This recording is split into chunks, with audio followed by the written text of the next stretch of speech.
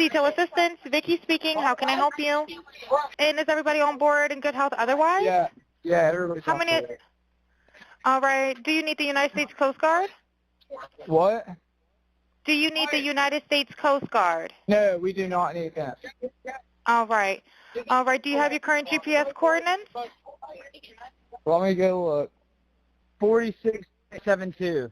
Okay, my coordinates are 30 degrees by 14.684 north, and then west by 88 degrees by 46.79. The water around Horn Island was quiet on the morning of July 6, 2026. 2 days earlier, Nolan Wells had arrived at the remote Mississippi Barrier Island for what was supposed to be a 4th of July celebration with friends. He was 18 years old, a college student, an athlete, a young man with a future that, until that weekend, seemed to stretch endlessly ahead of him. But on that morning, the search for Nolan ended in the worst possible way. His body was found in the water just off Horn Island, 2 days after he had failed to return from the trip with the group he had traveled with. And almost immediately, the story became more complicated than a simple accident. Authorities initially suspected drowning and said there was no indication of foul play, but Nolan's family was left with questions that would not go away. Why had Nolan disappeared while the others returned? Why was his phone reportedly recovered on the mainland instead of being found with him? And what exactly happened during those final hours on July 4? Those questions became even more difficult when the family's independent autopsy could not determine how Nolan died. The examination found no fractures or deep tissue injuries, but also could not rule out the possibility that non-accidental factors contributed to his death. The official cause and manner remained undetermined pending further investigation. Now, attention has turned towards something investigators often consider one of the most revealing witnesses in a modern death investigation: the digital trail.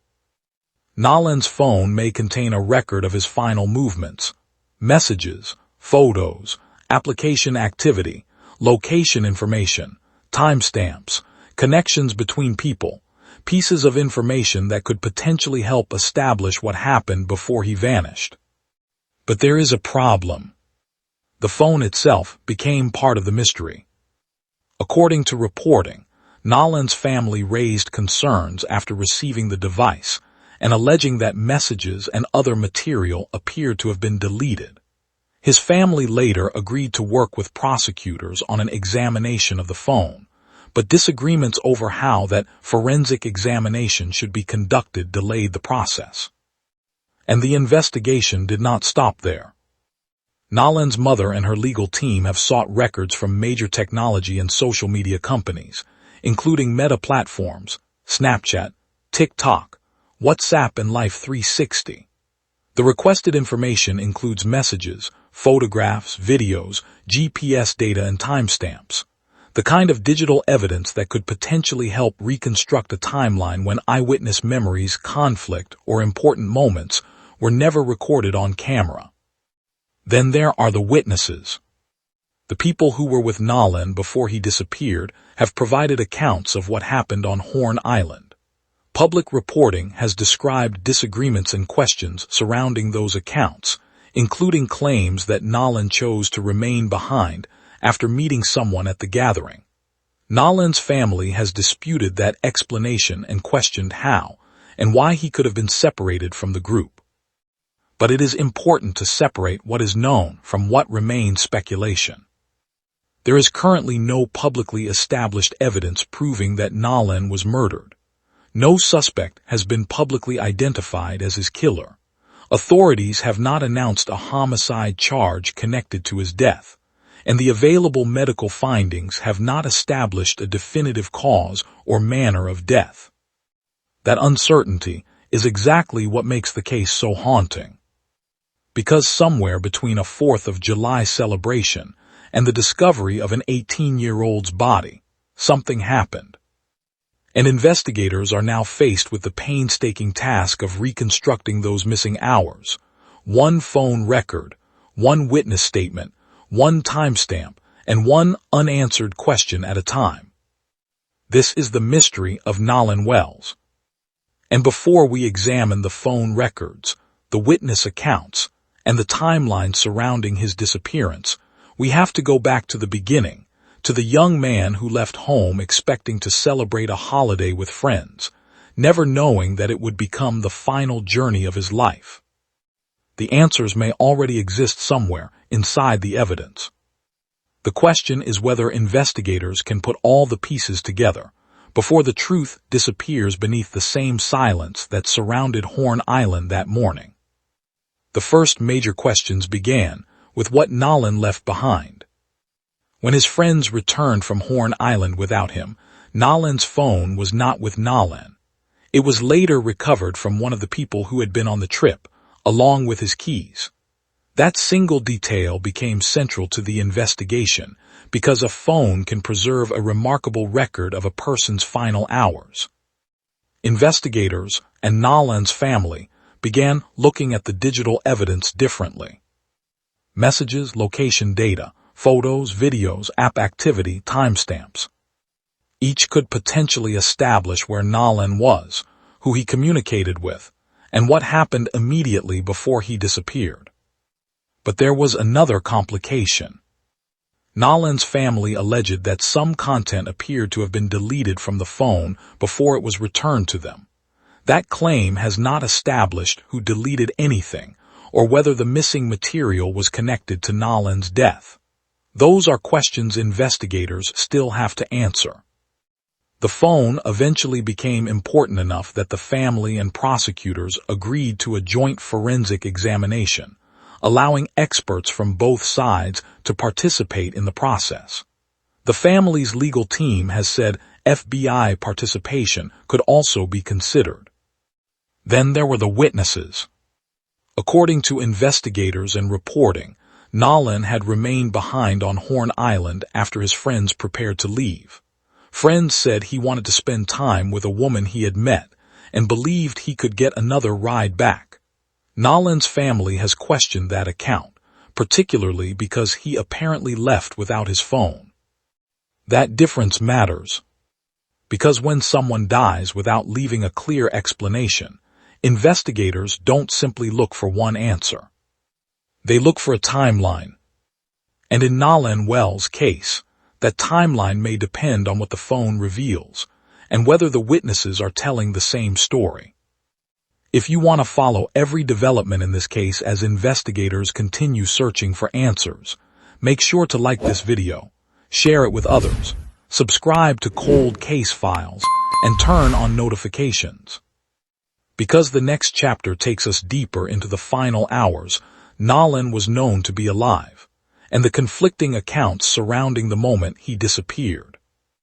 The last confirmed hours of Nolan Wells' life remain one of the most important pieces of this investigation. According to information provided to authorities, Nolan was last seen around 3 p.m. on July 4, after traveling to Horn Island with friends for a holiday gathering.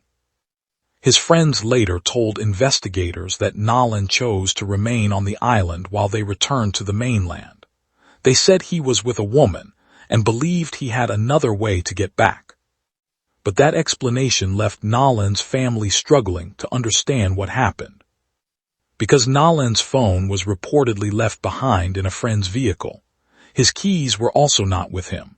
For his family, that raised an obvious question. Why would an 18-year-old planning to leave the island voluntarily separate from his friends without the phone he would need to contact anyone? Then came the delay. Nolan was not immediately reported missing. His mother eventually contacted authorities after realizing he had not returned. A Marine Patrol report records that the missing person information reached authorities late on July 4, with the report stating Nolan had last been seen around 3 p.m. By then, the island was already dark.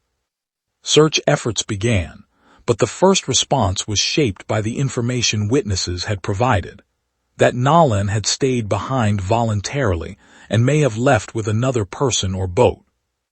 That possibility became increasingly difficult to reconcile with what happened next.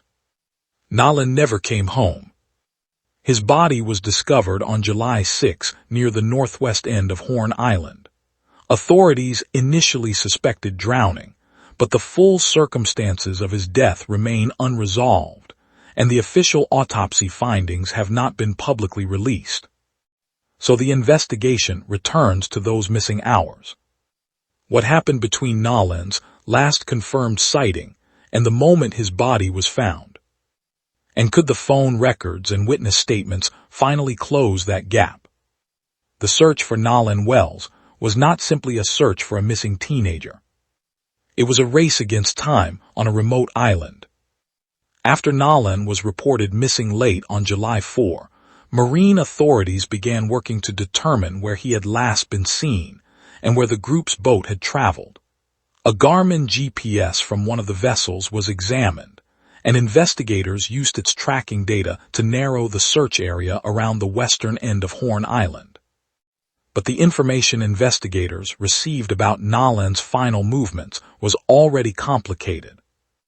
Witnesses told authorities that Nolan had been drinking heavily during the gathering. They also said he had chosen to remain on the island while the others left. That account became one of the central explanations for his disappearance. Yet his family remained troubled by the circumstances. Nolan had reportedly left his phone and keys behind. His parents questioned why he would voluntarily separate himself from the group without the phone he normally used to communicate or arrange transportation. Then came another piece of evidence, the emergency call made from the boat. The vessel had reportedly experienced trouble, and a sea tow call was placed while the group was on the water. Nolan's family has since retained experts to examine that recording, hoping it could clarify what was happening aboard the boat and whether the timeline provided by witnesses matches the available evidence. And investigators were not relying only on memories. They were examining GPS information, photographs, videos, phone records, and witness accounts. Because every minute mattered. Every location mattered. And every inconsistency had the potential to change the timeline. 2 days later, Nolan's body was found in the water near Horn Island. The search had ended, but the mystery had only begun. But as investigators continued assembling the pieces, one piece remained frustratingly out of reach. Nolan Wells' phone. The device had returned to the mainland without Nolan. His family believed it could contain crucial evidence about his final hours, including messages, photographs, location information, and deleted activity. Yet as of mid-August, the phone had still not undergone the agreed forensic examination because of a dispute over how and where the process would happen. That delay matters because digital evidence can sometimes reconstruct a timeline when human memory cannot. Investigators can examine timestamps, location data, communications, and other information stored on a device. But experts have also warned that information from apps such as Snapchat and WhatsApp may be difficult to recover, particularly when companies do not retain certain content on their servers. Meanwhile, the family's independent review raised another concern, a gap in the known timeline between Nolan's last independently corroborated sighting and the reported departure of the boat from Horn Island. The review examined photographs, videos, GPS information, and witness accounts, but specifically stopped short of concluding that anyone was responsible for Nolan's death. And that distinction is critical. A gap in a timeline is not proof of a crime. A missing message is not proof of a cover-up. A conflicting witness account is not automatically evidence of deception. But together, these unanswered questions explain why Nolan's family continues demanding a complete investigation. The official autopsy has been completed, but its findings have not been publicly released. Instead, prosecutors have said the evidence will be presented to a grand jury, which will determine whether criminal charges are warranted. For now, the case remains unresolved. If you want to help keep Nolan's story from disappearing, like this video, share it, subscribe to Cold Case Files, and turn on notifications. Because sometimes, the smallest piece of evidence can change an entire investigation. And then the investigation entered a more serious phase. The Jackson County District Attorney's Office announced that the evidence would eventually be presented to a grand jury. That does not mean a crime has been established. It means prosecutors intend to place the collected evidence before jurors, who can determine whether criminal charges are warranted. For Nolan's family, that distinction matters. They have continued to question the timeline, the witness accounts, and the handling of Nolan's phone. At the same time, authorities have maintained that the investigation remains ongoing and that those who were with Nolan have been cooperating. Then came another troubling development surrounding the case. Federal prosecutors charged people accused of making threats connected to witnesses and others involved in the investigation. Authorities have treated those alleged threats as separate federal matters, not as evidence that anyone threatened Nolan or was responsible for his death. That distinction is crucial. Online speculation had exploded around the case, creating an atmosphere where unverified claims began spreading alongside legitimate evidence. The district attorney has warned the public against treating everything circulating online as fact. Meanwhile, investigators continued examining the evidence surrounding Nolan's final hours.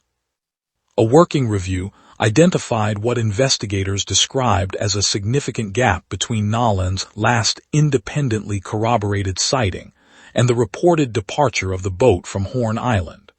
That gap does not prove what happened to Nolan, but it creates a timeline that investigators still need to explain. And until the phone is fully examined, the state autopsy findings are released, and the remaining evidence is assessed, one question continues hanging over the case. What happened to Nolan Wells during those final hours? The answer may determine whether this was a tragic drowning or something far more complicated. By August, the investigation had become bigger than the island where Nolan Wells was found. His family was demanding answers, supporters were demanding transparency, and lawmakers were asking whether the circumstances surrounding Nolan's death required federal attention. The Congressional Black Caucus formally urged the Department of Justice to conduct an independent review of the case.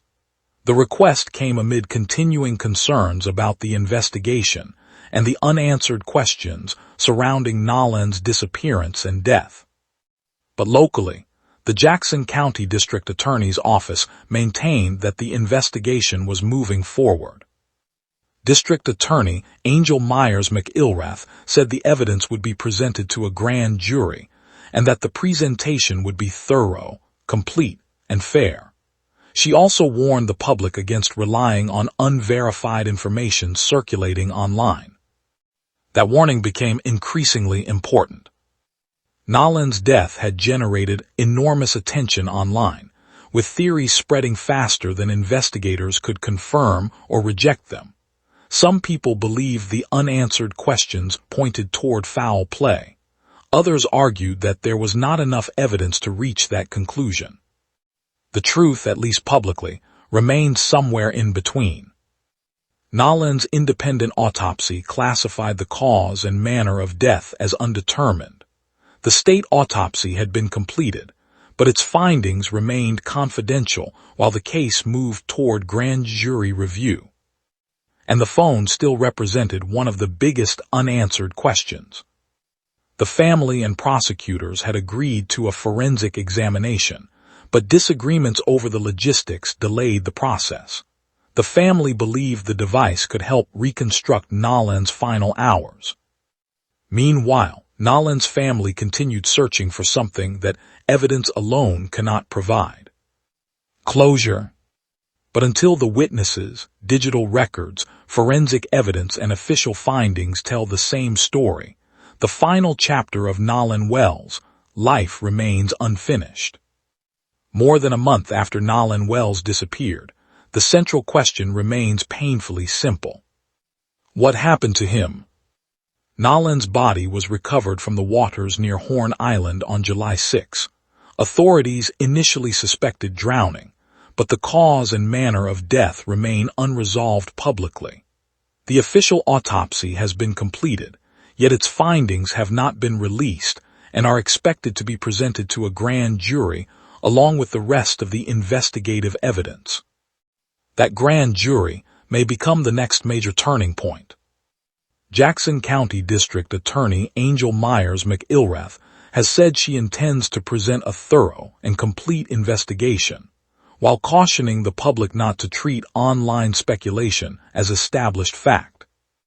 Meanwhile, Nolan's family continues searching for answers through its own investigation. His phone remains one of the most important unresolved pieces of evidence. A joint forensic examination has been discussed because the device could potentially help establish communications, locations, and activity surrounding Nolan's final hours. There is also the unanswered timeline. An independent review identified a material gap between Nolan's last independently corroborated sighting and the reported departure of the boat. The review did not accuse anyone of wrongdoing. It simply identified questions that investigators may still need to resolve. And that may be the most important distinction in this entire case. There are questions. There are disputed accounts. There are pieces of evidence still being examined. But there is not yet a publicly established murder. Nolan would have turned 19 on August 19. Instead, his family marked his birthday without him, continuing to demand the one thing they have asked for from the beginning, the truth. So now the case waits. For the phone. For the forensic evidence. For the witness accounts to be tested. For the autopsy findings. And ultimately, for the grand jury. If you want to see where this investigation goes next, like this video, share it, subscribe to Cold Case Files, and turn on notifications so you don't miss future updates. Because the mystery of Nolan Wells is not solved. And until every unanswered question has an answer, one question will continue to haunt this case. Was Nolan Wells the victim of a tragic accident? Or is there another chapter of this story that investigators have yet to uncover?